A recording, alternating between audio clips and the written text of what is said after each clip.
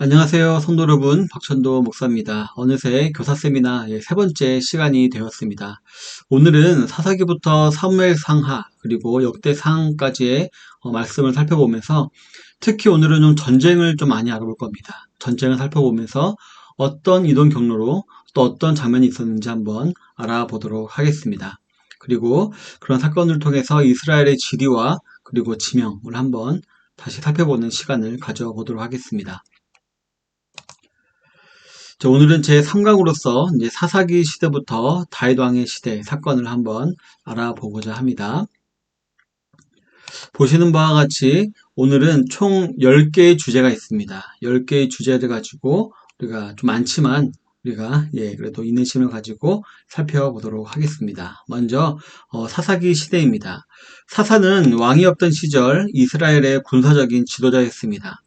이스라엘은 여호수아가 죽은 후에 남은 땅들을 일부 정복했지만 끝내 정복하지 못했거나 정복해도 가나안 사람들을 죽이거나 쫓아내지 아니하고 종으로 삼은 곳이 있었습니다.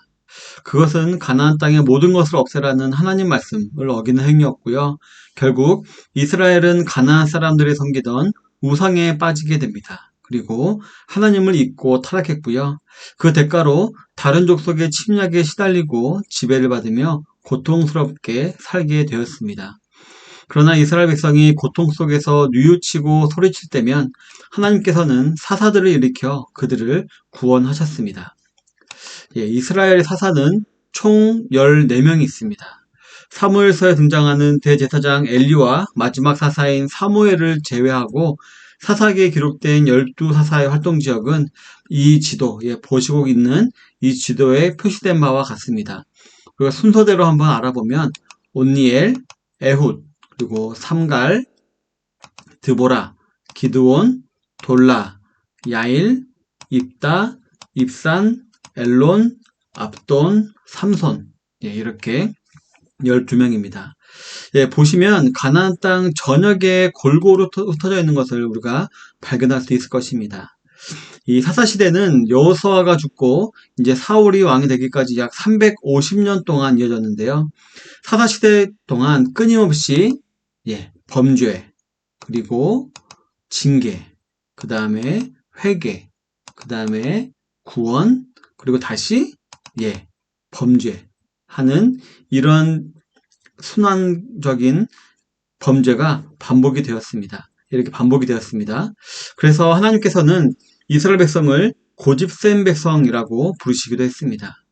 사사기는 1장에서 16장까지는 이스라엘 백성의 범죄와 징계와 회개와 구원 속에서 이 사사들이 어떻게 활동했는가 그 중심적으로 다루고 있고요. 17장 이후로는 당시 이스라엘이 얼마나 종교적으로 또 도덕적으로 타락했는지를 잘 보여주고 있습니다. 이에 사사기의 가장 마지막 구절은 그때 이스라엘에는 왕이 없어서 모두 자기 마음대로 행동했다라고 기록을 하고 있는 것입니다. 그렇다면 오늘 한번 대표적인 사사 몇 명의 행적만 한번 알아보도록 하겠습니다. 첫 번째로 이제 에훗인데요. 에훗은 이스라엘의 두 번째 사사였습니다. 그는 이스라엘이 모압의 지배에서 고통받을 때 단신으로 모압의 왕을 암살하고 다시 에브라임 산지로 돌아가서 이스라엘 병력을 모아 모압을 가나안 땅에서 몰아냈습니다. 특히 요단강 나루터를 장악해서 모압 군대가 한 사람도 지나가지 못하게 했습니다. 두 번째로 이제 드보라에 대해서 알아보면 이 드보라는 이스라엘의 네 번째 사사였으며 유일한 여자 사사였습니다. 이스라엘은 또다시 죄를 지어서 가나안 북부 하솔 왕 야빈의 지배 아래서 20년간 신음을 하고 있었습니다. 드보라는 게데스 사람 바락을 시켜서 스불론과 납달리 지파의 군대를 모은 다음에 하솔 왕 야빈과 대적하려고 합니다.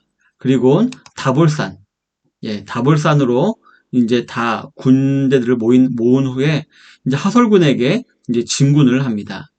이 소식을 들은 하솔 왕 군대장관 시스라도 하롯에서부터 다볼산으로 향합니다. 그러다가 기송강 근처에서 만나게 되었고 바락의 이스라엘군은 수많은 전차를 앞세운 하솔 장군의 시스라의 군대를 물리치고 대승을 거두게 됩니다. 도망을 치던 시스라는 겐 사람 헤벨의 아내에게 살해를 당합니다. 헤벨의 아내에게 살해를 당하고 하솔왕 야빈은 이때 완전히 멸망을 하게 됩니다. 이렇게 해서 이 드보라와 바락의 역할로 말미암아 이스라엘에는 40년간의 평화가 오게 됩니다. 이제 드보라가 죽고 이스라엘은 다시 범죄하게 되었고 이스라엘은 미디안 족속에게 지배를 당하게 되었습니다. 이때 하나님께서는 기드온을 부르시고 기드온은 미디안과 싸우기 위해서 많은 병력을 모았습니다. 하지만 하나님께서는 300명만 남기고 나머지 병사들은 모두 고향으로 돌려보내셨습니다. 기드온은 서로 대치하고 있던 하롯셈에 이제 이르게 되었고요. 남은 300명의 병사만을 데리고 야간에 기습하여 미디안의 군대를 물리치고 미디안 군대는 아베물라까지 도망을 가게 됩니다. 하지만 이스라엘 군대는 곧바로 쫓아가서 잔당을 소탕하고 결국 요단강을 건너가기 전 미디안의 두 방백을 잡아 죽입니다. 한편 기드온과 병사들이 미디안 왕들을 추격하면서 지쳐 있을 때에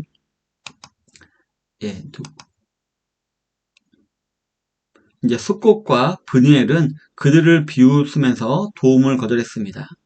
이제 미디안 왕들을 사로잡은 기드온은 숫꽃을 벌하고 브니엘을 멸망시킵니다. 어떻게 보면 동족 상전의 씁쓸한 좀 비극적인 내용이라고 하지 않을 수가 없겠습니다. 이어서 입다의 활약에 대해서 한번 알아보도록 하겠습니다. 이제 기드온 이후에 그의 아들 아비멜렉으로 인한 혼란과 이 소사사 돌라와 야엘로 이어진 약 45년간의 평화의 시대가 있었고요. 하지만 그때 이제 야엘이 죽자마자 이스라엘은 또다시 범죄를 하게 됩니다. 그래서 암몬에 의해서 18년 동안 고통을 받게 됩니다. 결국 이스라엘은 하나님께 회개하고 다시 여호와만을 섬기겠다라고 다짐을 하게 됩니다. 그러자 어떻게 알았는지 암몬이 이스라엘과 전쟁을 하기 위해서 길르앗으로 올라오게 됩니다. 그러자 길르앗의 장로들은 입다에게 군대 장관을 약속하면서 그를 데려오려고 하지만 입다는 더 큰 것을 요구합니다. 바로 이 길르앗 전체의 머리, 즉 대장이었죠. 족장인데 하지만 어쨌든 장로들은 그 약속을 받아들입니다.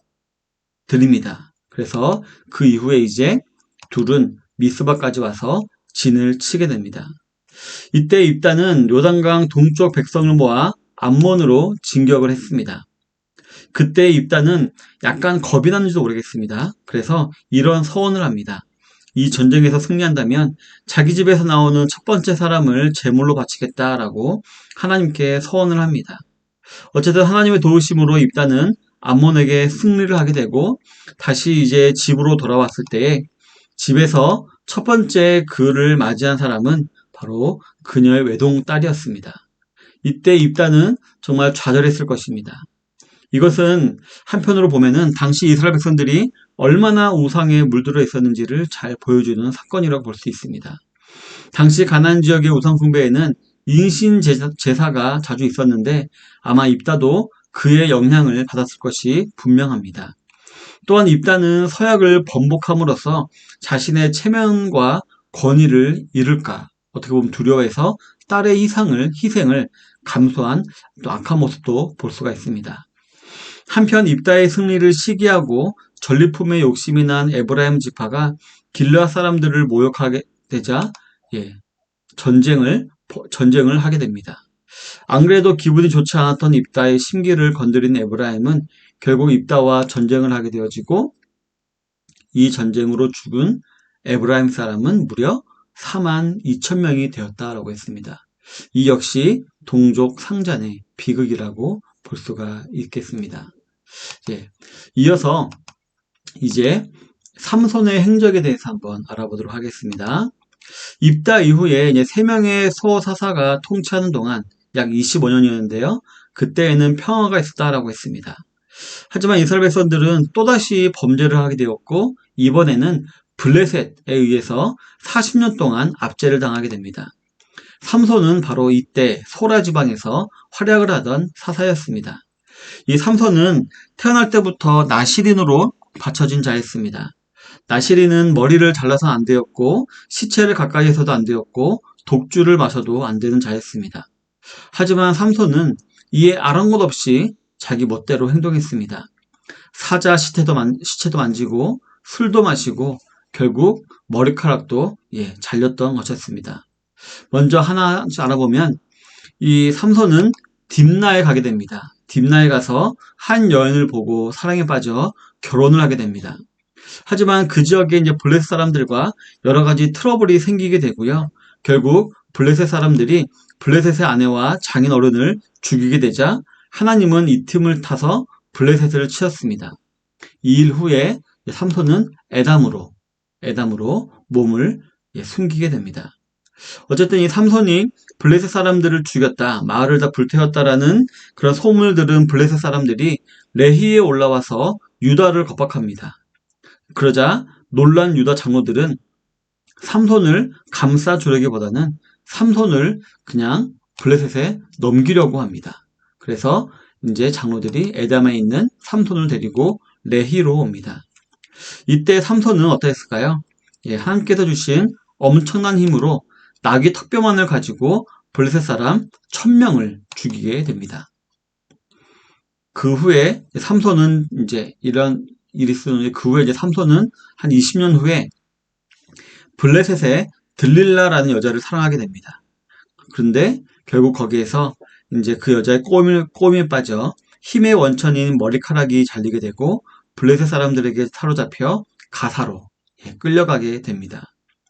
이 가사에서 두 눈을 잃고 강제 노역에 시달리던 삼손은 블레셋 사람들이 다곤 신전에 모여서 큰 제사를 드릴 때 신전의 두 기둥을 무너뜨리고 수많은 블레셋 사람들과 함께 죽습니다.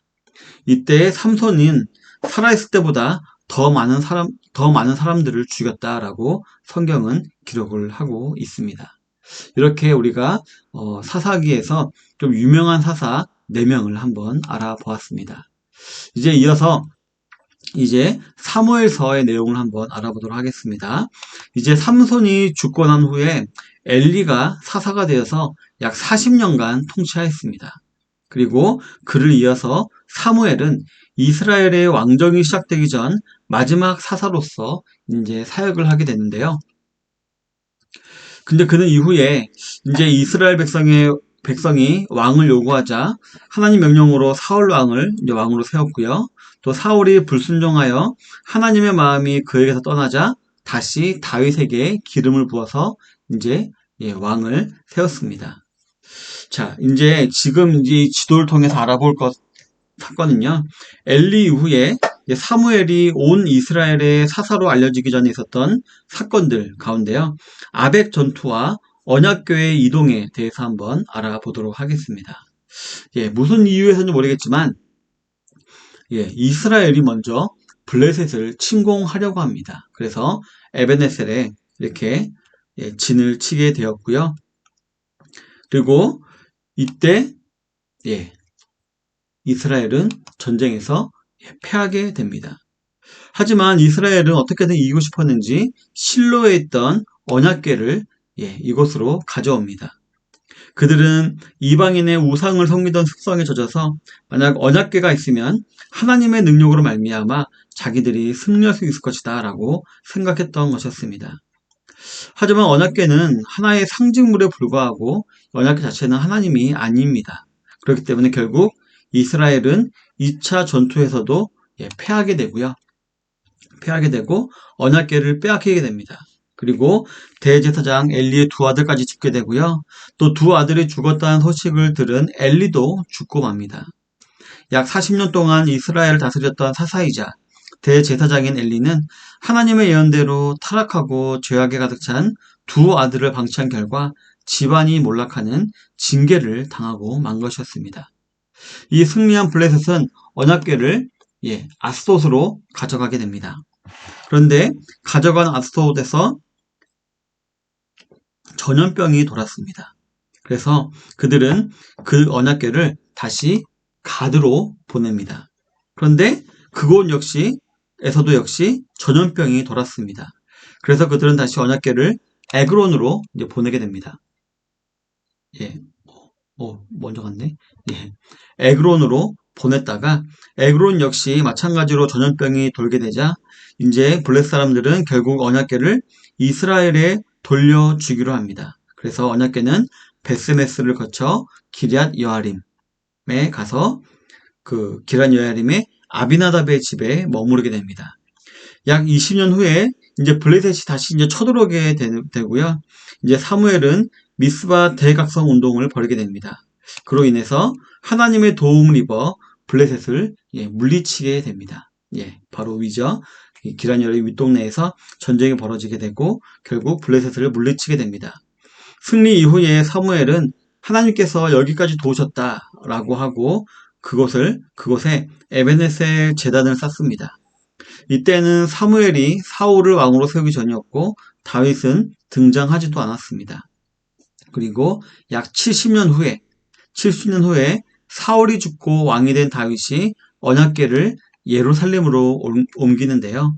오벳에돔의 집에 잠시 머물렀다가 다윗이 지은 예루살렘 성막으로 옮겨지게 됩니다. 기란 여아림에서 약 70년 정도 있었던 것이었습니다.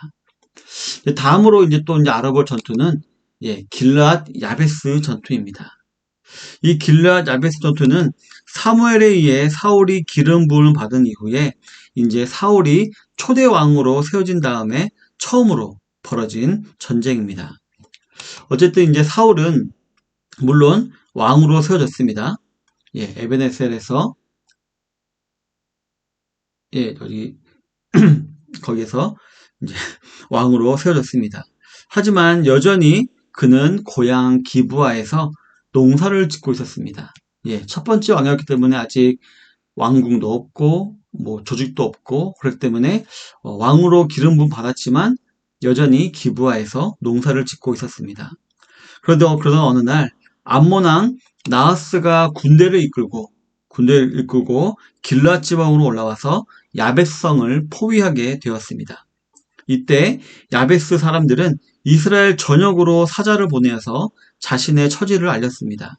그리고 사울의 고향 기브아에 당도한 야베스의 사자가 이 소식을 사울에게 알렸고 사울은 이스라엘 전역으로 사람을 보내어서 병력 소집 명령을 내립니다. 이는 사울이 왕으로서 내린 첫 번째 명령이었습니다. 이스라엘 사람들은 이제 그 사울의 명령을 듣고 이스라엘 평원에 있는 베색성으로 모이게 됩니다. 베색성으로 모였는데 그 수가 무려 33만 명이었다라고 했습니다. 그리고 그 다음날 새벽 사울은 병력을 세 부대로 나눠서 야베스가 곧 항복할 것으로 믿고 안심하고 있던 암몬 진영을 습격하게 되고요. 해가 완전히 뜨기 전 크게 승리할 수 있었습니다. 이때 이제 이스라엘 사람들은 길갈로 다시 내려가서 화목제를 드리고 다시 사울을 왕으로 세웠습니다.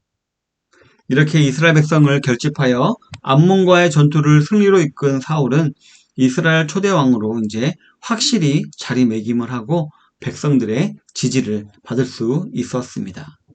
하지만 안타깝게도 사울의 통치 기간은 그렇게 오래가지 않았습니다. 다음으로 알아볼 전쟁이 있는데 바로 믹마스 전투인데 이 믹마스 전투는 사울이 하나님께 버림을 받는 그런 계기가 된 전투였습니다. 당시 이제 이스라엘은 블레셋의 지배를 받고 있었다라고 합니다. 그런데 믹마스 전투는 블레셋이 이스라엘을 통치하기 위해 설치한 수비대가 있었는데 이 게바 수비대가 있었는데 이 수비대를 사울의 아들 요나단이 자기 군대를 이끌고 공격하면서 이제 이 믹마스 전투가 시작이 되었습니다. 이처럼 공격을 받은 블레셋 군대는 믹마스로 올라와서 진을 쳤고요. 진을 쳤고 사울은 길갈에 병력을 모았습니다. 그리고 사울은 제사를 지낸 이후에 이제 전쟁을 하러 출발해야 했는데 사무엘은 이제 그 사울로 하여금 7일간 기다리라고 합니다. 하지만 사무엘은 7일이 지나도 오지 않았고요. 블레셋의 움직임이 불안했던 사울은 7일이 되기 전에 자기가 직접 제사를 드려버리고 맙니다. 이는 이제 사울의 부족한 믿음과 불순종을 보여주는 행동이었습니다.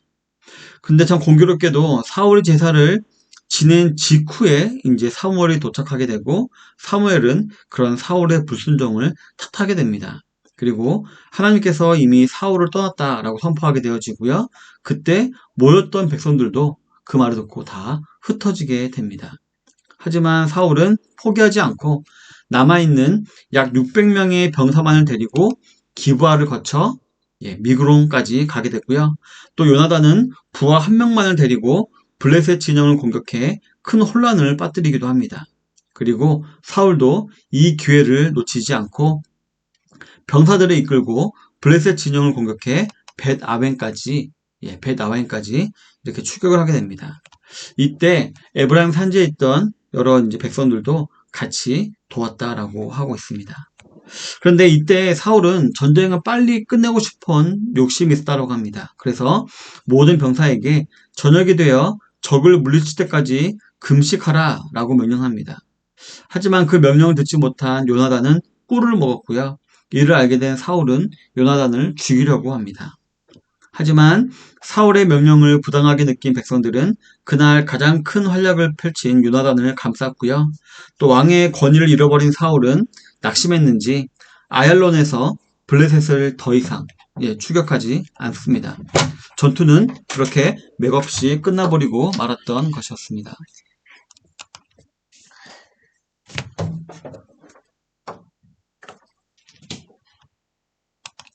이 사건은 사울의 많은 업적에도 불구하고 하나님께 불순종하여 하나님 마음에 이제 이렇게 사울이 버림을 받는 그런 단초가 되었습니다. 그런데 사울 역시 자신이 하나님으로부터 버림을 받았다는 것을 느낀 것 같습니다. 특히 다윗이 골리앗을 물리친 이후에 나가는 전투마다 승리하고 명성이 높아지자 사울은 다윗에 대한 질투와 광기로 그를 죽이려고 한 것입니다. 그때부터 다윗은 긴 도망자 생활을 하게 됩니다. 다윗은 이제 사울의 아들 요나단의 도움으로 라마에서 사무엘을 만나게 됩니다. 그 이후에 다시 도망쳐 노베에서 대제사장 아히멜렉을 만나게 됩니다. 다시 잠시 기브아로 돌아와 요나단을 만나서 요나단과 작별을 한 이후에 이제 다윗은 이제 가드와 좀 빠르죠. 가드와 아둘람을 거쳐 모압의 미스베까지 가는데요. 도중에 다윗을 따르는 사람들이 계속해서 늘어났다라고 했습니다. 하지만 참 안타깝게도 이때 사울은 다윗을 도왔다는 이유로 대제사장 아히멜렉과 그의 친척들을 모두 다 죽여버리고 맙니다. 이때부터 이제 다윗의 방랑은 오랜 시간 동안 국경을 초월해 있었습니다. 마지막 사사인 사무엘이 죽자 다윗은 더욱 심해질 사울의 추적을 피해서 멀리 바람 광야까지 내려갑니다. 다시 가나안으로 돌아온 다윗은 사울을 피해 블레셋 도시인 가드까지 가서 망명을 하게 되고요. 그리고 가드 왕을 설득해 시글락 성을 받고 사울이 죽을 때까지 그곳에서 지내게 됩니다. 그 무렵 블레셋 군대가 사무엘 군대와 싸우려고 길보아로 이제 출정하게 되고요. 이에 가드 왕의 명령으로 다윗도 이제 같이 할 수 없이 출정을 하게 되지만 이스라엘 사람인 다윗의 배신을 두려워한 블레셋 장군의 항의로 다윗은 시글락으로 돌아오게 됩니다. 다윗의 입장에서는 하나님의 도움으로 동족 간의 싸움을 피할 수 있게 된 것이었습니다. 사울이 이제 다윗을 추적하는 중에 다윗에게는 사울을 죽일 기회가 2번 있었는데요. 바로 엔게디와 하길라 2번 이렇게 사울을 죽일 기회가 있었습니다. 하지만 다윗은 하나님께서 기름 부어 세운 왕을 죽일 수 없었습니다. 그래서 사울은 그때마다 눈물을 흘리며 자기 잘못을 빌고 다윗을 축복하고 이렇게 하긴 하지만 후회도 하지만 시간이 지나면 다시 다윗을 죽이기 위해 칼을 가는 모습을 우리가 볼 수가 있습니다. 이처럼 다윗은 점점 이렇게 사람들의 신임을 얻어가게 되었고, 사울은 점점 하나님의 마음으로부터 또 버림받고 백성들로부터도 이렇게 버림을 받게 됩니다. 이제 하나님의 때가 되었고, 이제 이스라엘의 초대왕인 사울이 죽을 때가 되었습니다. 그 전에 먼저 한번 사울 왕국의 통치 구역을 살펴보도록 하겠습니다. 이스라엘의 초대왕인 사울은 이스라엘을 블레셋의 지배에서 벗어나기는 했지만 적극적인 정복 전쟁은 하지 않았습니다. 그래서 그 이유를 알아보면 사울의 고향인 기브아, 이 기브아와 가까웠던 벳산과 그 주변, 그리고 여부 사람들 살고 있던 예루살렘을 그냥 두었던 것으로 보면 사울은 그렇게 적극적으로 이렇게 정복전쟁을 벌이지 않았던 것을 알 수가 있습니다. 그러다가 사울은 이스라엘을 침공해온 블레셋을 막다가 결국 길보아 전투에서 그의 세 아들과 함께 전사를 하게 됩니다. 그렇다면 한번 그 길보아 전투를 한번 알아보도록 하겠습니다. 이제 어느 날 블레셋은 이스라엘을 침공하기 위해 아벡에 진을 치게 되고요. 그리고 이스라엘은 이스라엘 골짜기에 진을 치게 됩니다. 이때 잠시 이제 전장에 나와 길보아 산에 진을 친 사울은 하나님께 기도를 하게 됩니다. 하지만 응답을 받지는 못했습니다. 앞서 사울이 대제사장 아히멜렉과 그와 친척 관계에 있는 제사장들을 모두 죽여버렸기 때문이었습니다. 다급해진 사울은 엔돌에 있는 무당을 찾아가게 되고 그곳에서 자기 죽음에 관한 예언을 듣게 됩니다. 이때 엔돌의 무당은 죽은 사무엘에 빙의되어서 말은 하지만 손노릇은 속으면 안 됩니다. 그 귀신은 진짜 사무엘이 아니라 그냥 악령이 거짓말한 것뿐이었습니다. 어쨌든 다음날 이스라엘은 크게 패하여서 이제 길보산으로 도망을 치게 되고요. 사울과 그의 세 아들은 예언대로 그곳에서 죽습니다. 그리고 전쟁에서 크게 승리한 블레셋은 사울의 시체를 벳산의 성벽에 매달았습니다. 하지만 그 소식을 들은 야베스, 저 오른쪽 밑에 있는 야베스 사람들은 이 사울의 시체를 가지고 와서 예를 갖춰 장사를 지내고 7일 동안 금식을 하게 됩니다. 왜냐하면 그들은 오래전에 사울이 야베스 성을 이렇게 구해준 적이 있었잖아요. 그 은혜를 갚은 것이었습니다. 이로써 하나님께 불순종했던 사울의 시대가 저물고 이제 이스라엘의 새로운 왕 다윗의 시대가 이제 시작됩니다. 그럼 마지막으로 다윗의 정복 전쟁에 대해서 한번 알아보고 마치도록 하겠습니다. 먼저 다윗은 온 이스라엘의 왕이 되자마자 여부수족이 차지하고 있던 예루살렘 성을 공격하여서 차지하게 됩니다. 그 소식을 들은 블레셋은 예전에 자기들의 나라에 망명해 왔던 그런 약한 다윗으로 생각을 하고 만만하게 보고 싸우러 올라옵니다. 그래서 르바임 골짜기에 진을 치게 됩니다. 이때 다윗은 이 전쟁에서 대승을 거두게 되고 이제 대적을 물류를 흩음같이 흩었다라고 해서 그곳 이름을 바알브라심이라고 명명합니다. 그런데 이후에 블레셋이 또다시 르바임 골짜기로 쳐들어오게 되고 이번엔 승리할 뿐만 아니라 게셀까지 추격하여 블레셋을 소탕하게 됩니다. 이후에 다윗은 다시 블레셋과 전쟁을 벌여서 메덱암바, 메덱암바는 어머님의 성읍 그런 뜻을 가지고 있다고 합니다. 따라서 이 블레셋에서 가장 중요한 성읍이었던 아스돗을 이렇게 메덱암바라고도 부른다고 합니다. 어쨌든 먼저 이 성을 빼앗게 되고요. 그 다음에 모압을 한번 이렇게 정복하게 되고 그 다음에 아멜렉을 점령하게 됩니다. 이후에 소금 골짜기에서 에돔을 점령하게 되고요. 이후에 암몬이 또 이렇게 반역을 하게 됩니다. 그래서 암몬 왕 한운을 소탕하면서 북쪽에 많은 민족들, 헬람, 다메섹, 아람 이런 민족들을 소탕하며 점점 이렇게 이스라엘 영토를 이렇게 확장하게 됩니다.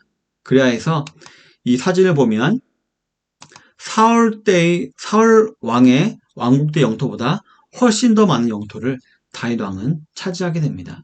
소극적이었던 사울 왕과 달리 다윗 왕은 하나님의 말씀을 깊게 신뢰했기 때문에 모든 가나안 땅을 다 차지하기 위해서 적극적으로 이렇게 정복 전쟁에 임했던 것이었습니다. 예, 수고하셨습니다. 지금까지 사사기 시대부터 다윗 왕의 시대까지 전쟁을 중심으로 한번 성경의 내용을 살펴보았습니다. 오랜 시간 동안 많이 수고하셨고요. 오늘 보았던 지도와 지명들이 잘 기억되셨기를 바랍니다. 그럼 다음 주에 마지막 시간으로 찾아뵙도록 하겠습니다. 수고하셨습니다. 감사합니다.